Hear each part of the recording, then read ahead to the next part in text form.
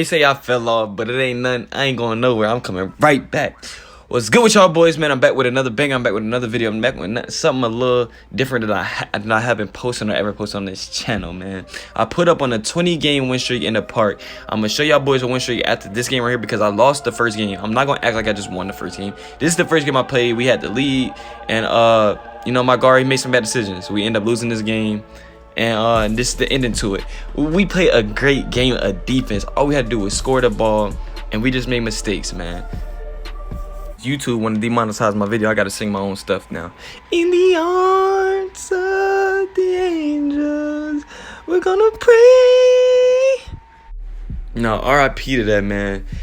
We did lose, and shout out to this dude. He actually a real person. Like I want to personally like give him a real shout out for this. The guard that we playing against, I forget what his name is. I think, yeah, Chris got guap. He went on Twitter. He actually posted a screenshot of him winning and losing. I'm gonna give him his mad respect for that because when he lost, he shot 0 for 7. Now a lot of people wouldn't show the screenshot of them losing and shooting 0 for 7. A lot of weird people wouldn't have did that. They would just posted they win and said GG and try to get, you know, they clout or they retweets or whatever off of that. Shout out to that dude, man. He a real dude. I'm giving him his mad respect for that. But I had to come back and get a rematch with him because when you lose a game the way we just lost, like you cannot go out like that. I cannot go out like that. Like, I know myself as a player, as a person. I know that I'm good enough to beat them. Like, I should have beat them the first time. I performed good enough to beat them. And as you can see the streak at the top left. I actually, like, I just couldn't believe it because I don't have no communication with my teammates either. I'm not in a party with them. We're not in game chat. We're not in Discord. We have no communication. My guard was streaming, so I was typing in his stream kinda, but the chance of him seeing it in time to react to it and stuff like that, like, it's no real communication between our team. So obviously these three dudes are in a party. They probably chilling, communicating, switching, doing their thing, which that's cool or whatever. Like, there's nothing wrong with that. But I'm just saying, we playing against people with communication versus us who have no communication, and we don't even play together. We do not play together every day. We don't, you know, this is not something we do all the time. We don't have that chemistry, especially the lockdown. Bo, he a good player. He's definitely a good player, got IQ, but we don't play together all the time. So during the first game, you know, obviously because of our no communication, you know, sometimes I got up some threes where I should have picked up, or we should have just switched and it was free buckets and stuff like that. So during this game, obviously, you know, I sent him a message and I said, yo, let's just switch on the pick and roll because I think that I can guard this guard. Because honestly, this guard, he's not bad at all. He obviously, the game doesn't allow you to diversitize with dribble moves. You really only got the behind the back. So, but he's just good at, he's doing the teleport behind the back. That's all he's spamming. Now, against some regular park players and him spamming a teleport behind the back, he's going to score easily. Against park players, he's going to score easily. He might drop 21 a game because they don't pick up. They don't know when to switch.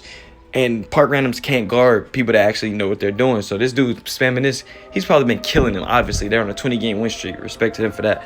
They definitely went on a 20-game win streak, and they was probably beating some good people.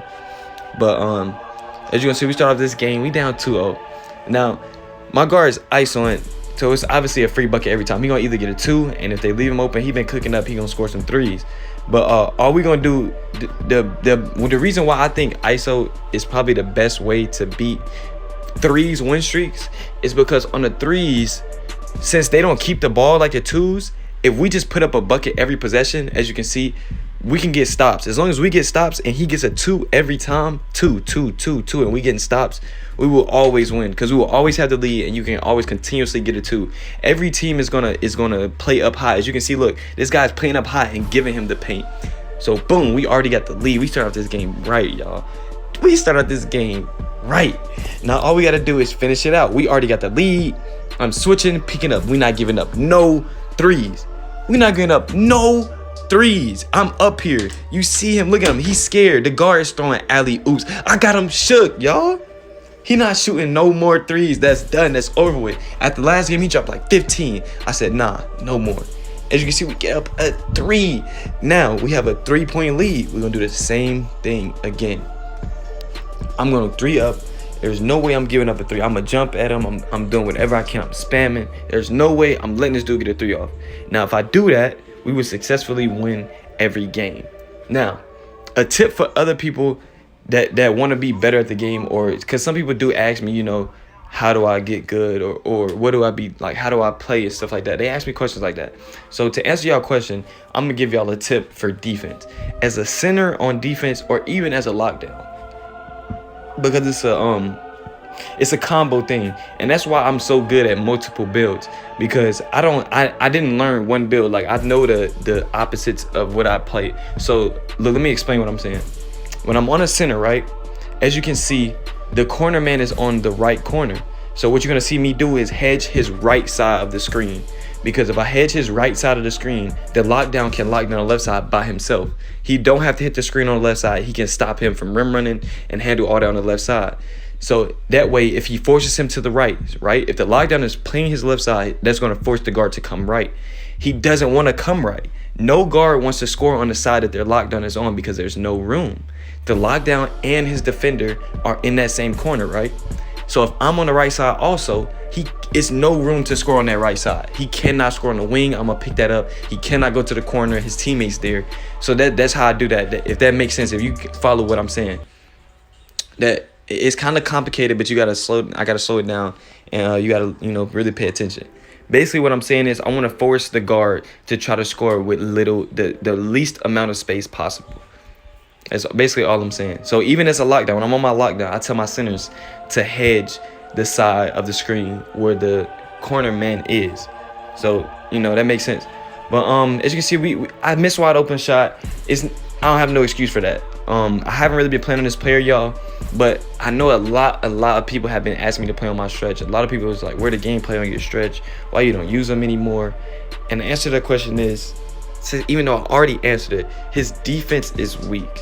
I will try to play on him again. I'm gonna try to get some gameplay for y'all just because y'all are asking. As you can see, look, there's a prime example of how my defense works.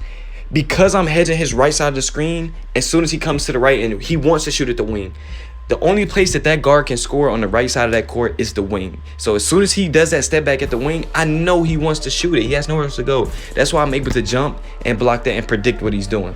But I'm definitely gonna try to get some gameplay with my stretch.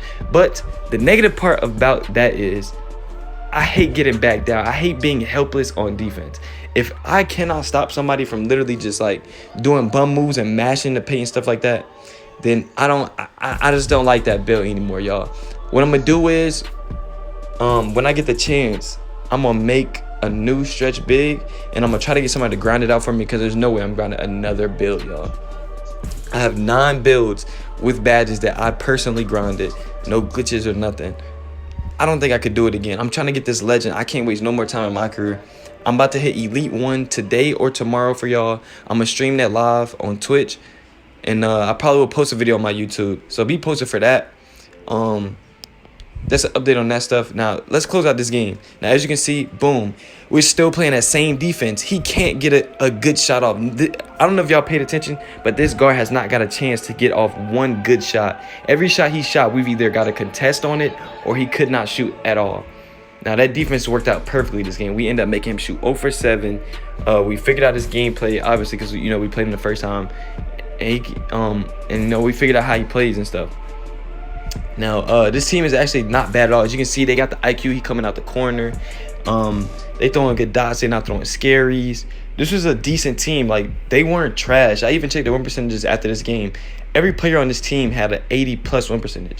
Now I personally don't care about win percentage for myself, because I only have a 75. I don't go for it. I don't pay attention to it like that. But I respect people that have a 80 or a 90 win percentage, because obviously you're out there. You got to try. You got to streak up. You got to do your thing. You definitely got to be a decent player. You got to be able to make open shots. You got to have some defense, because everybody's trying to score. Everybody's game plan when they come into a game, it's like, oh, I'm a scorer. I'm gonna hit my threes. They trying to score. They trying to do their thing. Now as you can see, we still doing the same game plan. We just taking an easy 2 every time. There's no reason for us to force a 3. There's no reason for us to make this game more difficult than it is.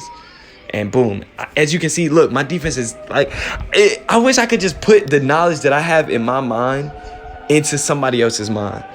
Because since this, like, I just predicted that he would throw that pass so easily, because there's nowhere he can go with the ball. It's like, once you minimize what a person can do, that's how you predict somebody and make them throw passes like that.